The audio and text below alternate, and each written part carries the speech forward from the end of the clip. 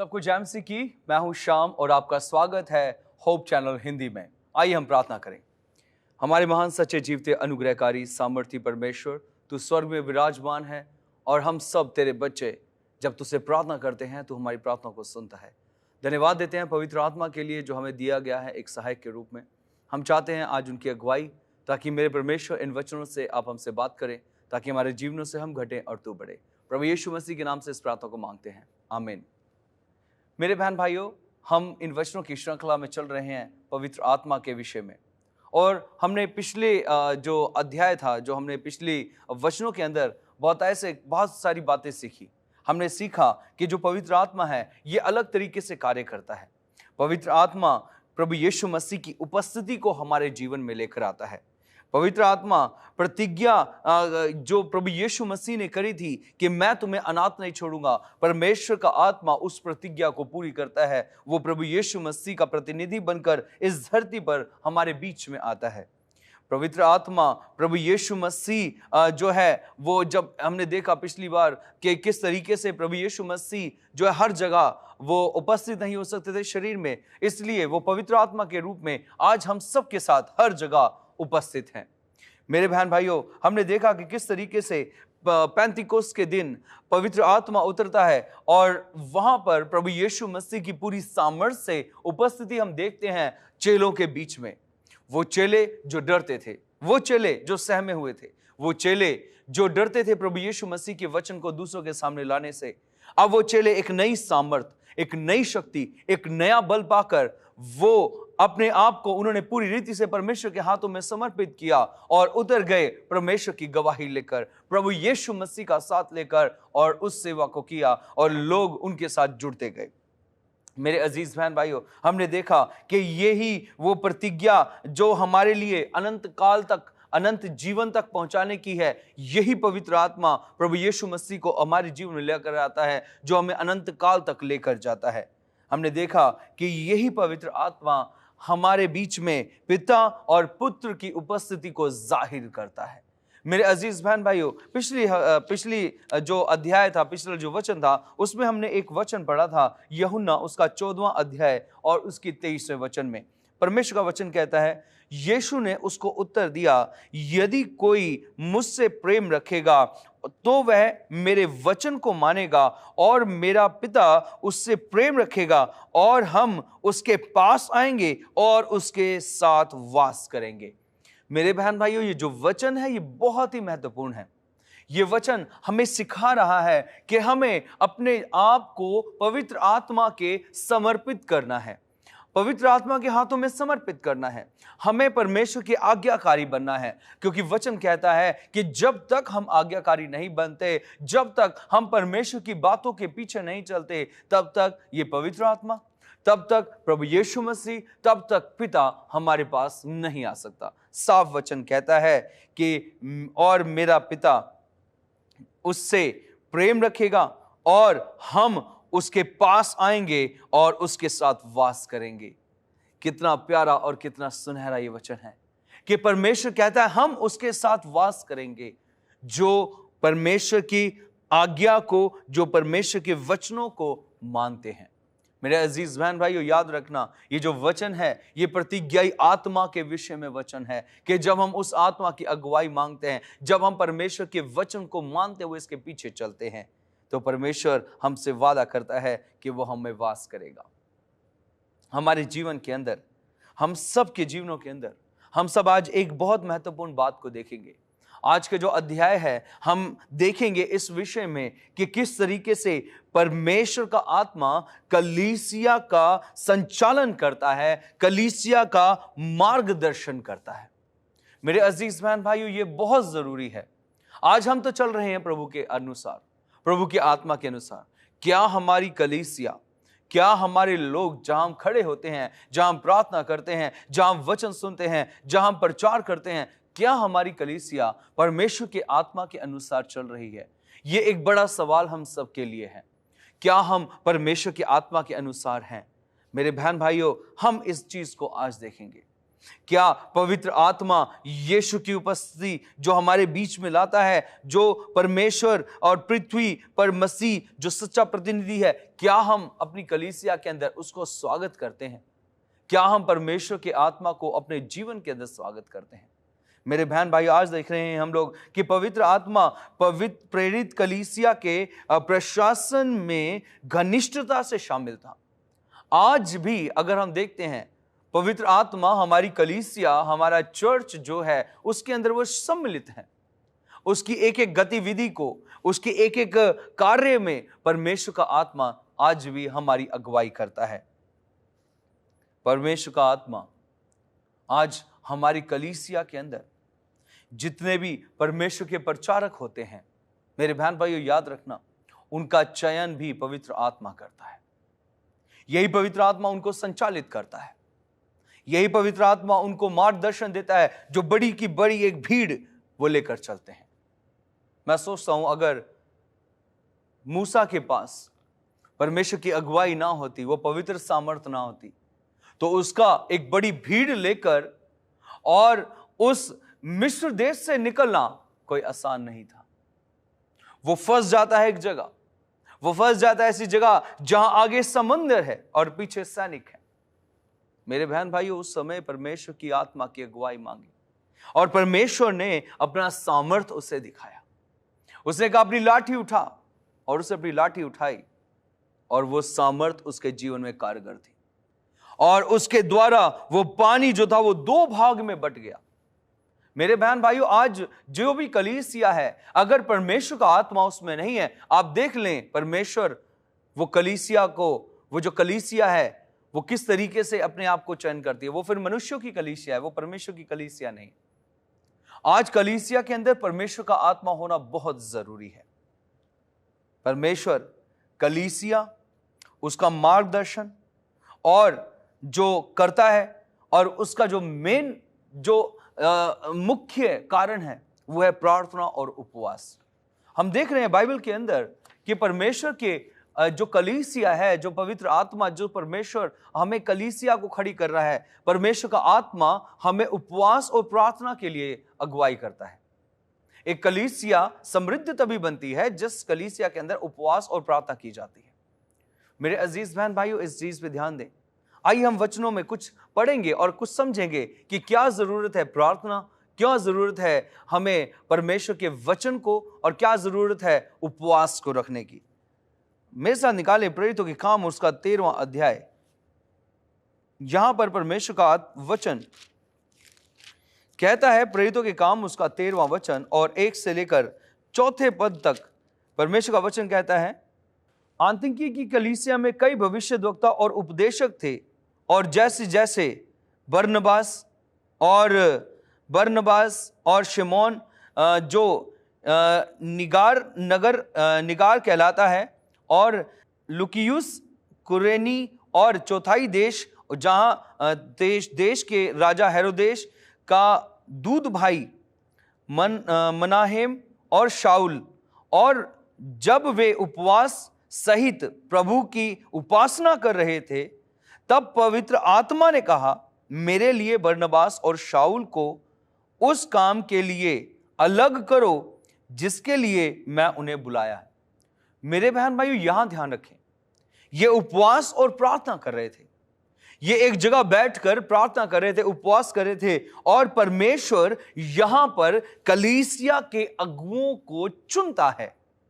वो कहता है, पवित्र आत्मा उनसे आकर कहता है कि मेरे लिए बरनबास और शाऊल को उस काम के लिए अलग करो जिसके लिए मैंने इन्हें बुलाया है। तब उन्होंने उपवास और प्रार्थना करके उन पर हाथ रखकर उन्हें विदा किया। अतः वे पवित्र आत्मा के भेजे हुए सिलूकिया को गए और वहां से जहाज पर चढ़ के साइप्रस को चले। मेरे बहन भाई, यहां पर देखिए आप, कलीसिया की उन्नति के लिए परमेश्वर के दासों ने आत्मा की अगुवाई मांगी। परमेश्वर के दासों ने पवित्र आत्मा की सहभागिता मांगी। मेरे अजीज बहन भाइयों, पवित्र आत्मा अगुवाई कर रहा है। पवित्र आत्मा चयन कर रहा है कि कौन सेवा में जाएगा, कहां सेवा में जाएगा। मेरे अजीज बहन भाइयों, कलीसिया के अंदर पवित्र आत्मा की उपस्थिति होनी बहुत जरूरी है, क्योंकि एक कलीसिया तभी समृद्ध बनती है जब परमेश्वर का आत्मा उस कलीसिया में वास करता है। यहां ये लोग बैठ के प्रार्थना कर रहे हैं, यहां ये जितने भाई हैं ये प्रार्थना कर रहे हैं परमेश्वर से, परमेश्वर की आत्मा से, परमेश्वर के वचनों से उसकी अगुवाई मांग रहे हैं। और होता यूं है कि परमेश्वर का आत्मा उनके पास आकर उनसे बात करता है कि बरनबास और पौलुस को अलग करो और मैंने इनके लिए सेवा नियुक्त करी है।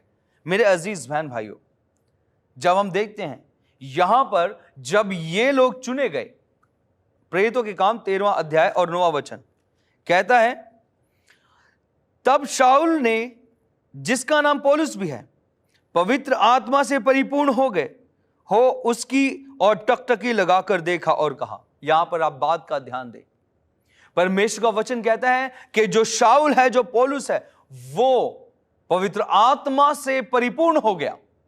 मेरे बहन भाइयों, पवित्र आत्मा की उपस्थिति हमारे जीवन में बहुत जरूरी है। यहां पर परमेश्वर का वो दास, अगर हम पौलुस के बारे में, यहां पर शाऊल नाम आया है और उसको पौलुस भी कहा जाता है, अगर हम इस पौलुस को देखते हैं, इसका पुराना जीवन देखते हैं, ये वो था एक समय पर जो लोगों को मारता था। ये वो था जो प्रभु यीशु मसीह के अगुओं को, प्रभु यीशु मसीह के चेलों को, प्रभु यीशु मसीह के लोगों को ये प्रताड़ित करता था, ये मारता था। लेकिन एक समय आया जब यीशु ने इससे बात करी। ये कहता है, हे प्रभु तू कौन है? यीशु ने कहा, ये मैं हूं, तू मुझे क्यों सताता है? मेरे बहन भाइयों, इस बात पर ध्यान दें।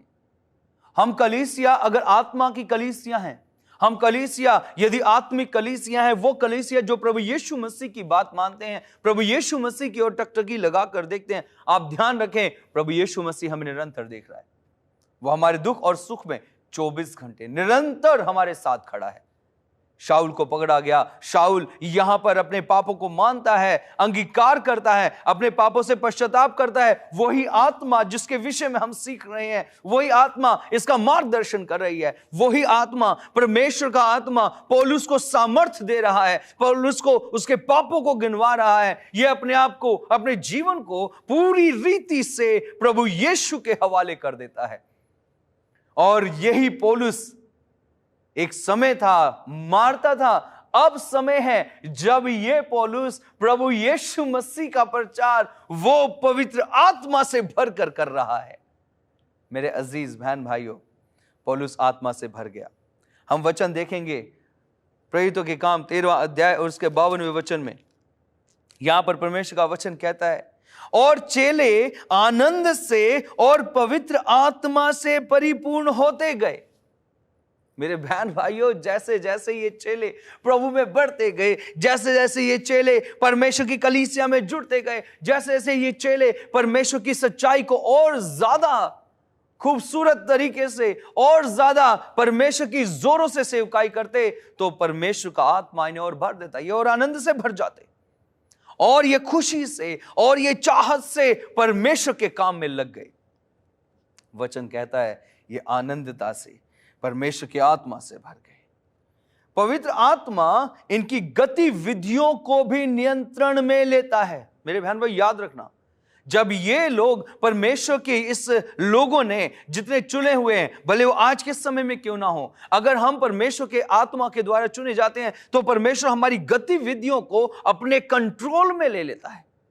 आइए हम वचन पढ़ें। इसका एक बहुत अच्छा उदाहरण है प्रेरितों के काम उसका 16वां वचन और उसके 6 और 7वें वचन में। परमेश्वर का वचन कहता है, वे फ्रूगिया और गलातिया प्रदेश में से होकर गए। वो 2 देशों में से निकलते जा रहे थे, क्योंकि पवित्र आत्मा ने उन्हें एशिया में वचन सुनाने से मना किया था। मेरे बहन भाइयों, इस चीज के ऊपर ध्यान दें। पवित्र आत्मा कंट्रोल करता है, पवित्र आत्मा अपना नियंत्रण आपके ऊपर बना लेता है।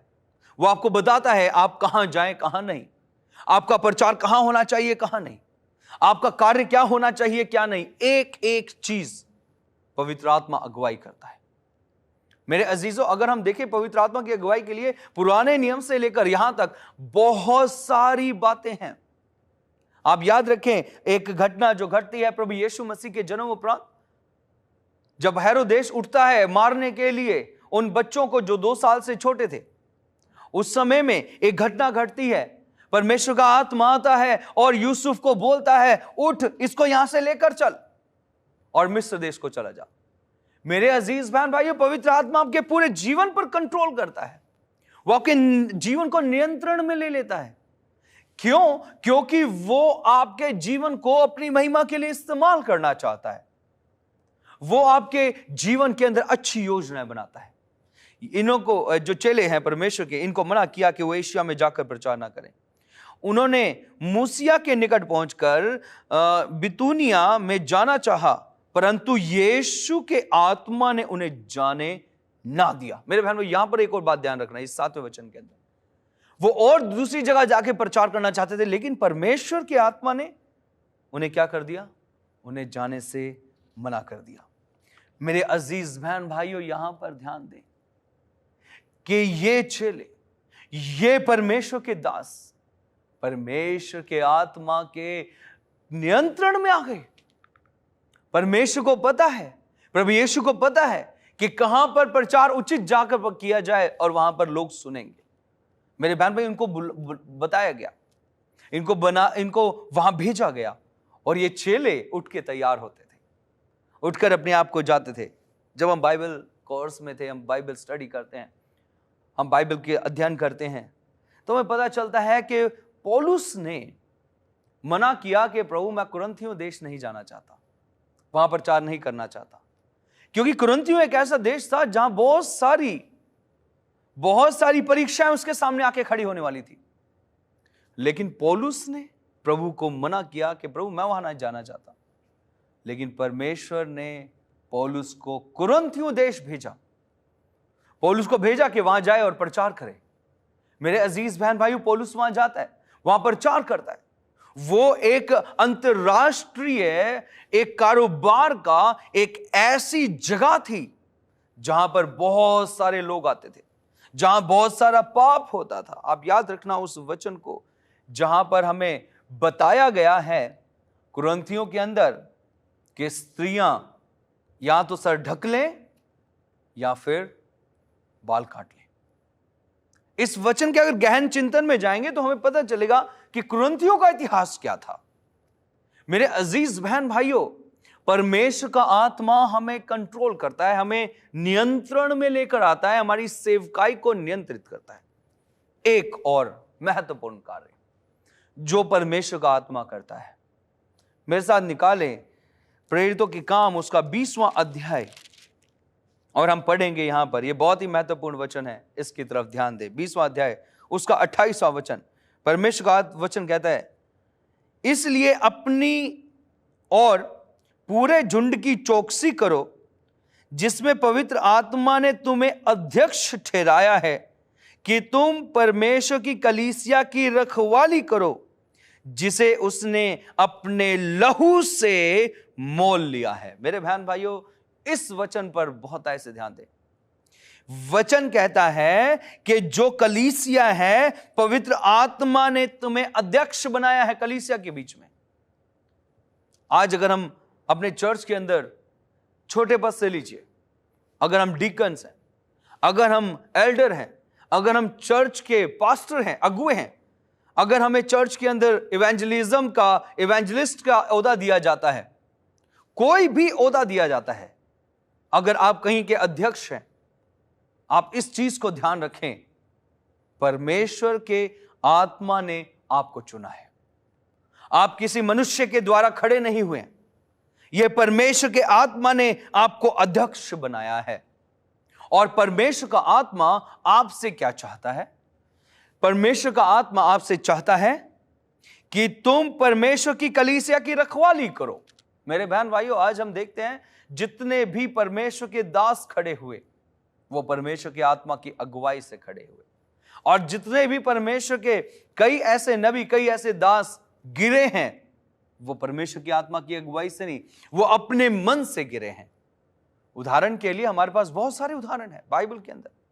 हम देख सकते हैं शिमशोन को, जिसके बाल लंबे थे, जिसके बालों में ताकत थी। परमेश्वर ने उसे खड़ा किया ताकि वो परमेश्वर की प्रजा की रखवाली करे। लेकिन उसने क्या किया? उसने अपने ही आप अपनी अभिलाषाओं में फंसकर और अपने आप को परमेश्वर से अलग कर अपने आप को परमेश्वर के आत्मा से अलग कर अपने आप को क्या किया? उसने अपनी उस सामर्थ को खोया, उस ताकत को खोया। हम देख सकते हैं बहुत सारे ऐसे और भी उदाहरण हमें मिलते हैं। मेरे बहन भाइयों, परमेश्वर ने हमें अध्यक्ष बनाया है। अगर आप एक चर्च के मेंबर हैं, आप ध्यान रखें क्यों परमेश्वर ने आपको एक ऐसा ओहदा दिया है कि जब लोग आपके पास आते हैं प्रार्थना के लिए, आपके पास अगर आप चर्च मेंबर हैं और ऐसे रूप में खड़े हैं जहां पर आप सेवा कर रहे हैं, आप लोगों से मिल रहे हैं, लोगों के दुख और सुख को सुन रहे हैं, लोगों की परेशानियों को सुन रहे हैं, यह ओहदा परमेश्वर ने आपको दिया है। और परमेश्वर चाहता है कि कलीसिया की रखवाली करें। मेरे अजीज बहन भाइयों, परमेश्वर का आत्मा आज हमें खड़ा करता है। परमेश्वर की आत्मा ने यह वरदान दिया है हमें, याद रखना, कि आप खड़े हो, आप अध्यक्ष बने। परमेश्वर का वचन साफ कहता है। और हमारा महत्वपूर्ण क्या काम है? कि परमेश्वर की कलीसिया की रखवाली करें। क्यों रखवाली करें? सवाल का जवाब यही है, क्योंकि यीशु ने अपने लहू से इस कलीसिया को मोल लिया है।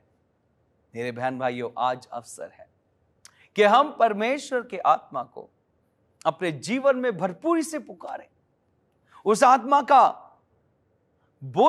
को बोले कि हे पवित्र आत्मा, मेरा मार्गदर्शन कर, मुझे सिखा कि मेरे लिए क्या अच्छा है, मुझे बता, तूने मेरी नियुक्ति करी है पवित्र आत्मा, ये तूने किया है और तू चाहता है कि मैं उस कलीसिया की रखवाली करूं जो तूने मुझे दी है, भले मैं किसी छोटे से ओहदे से लेकर बड़े ओहदे पर क्यों ना हो।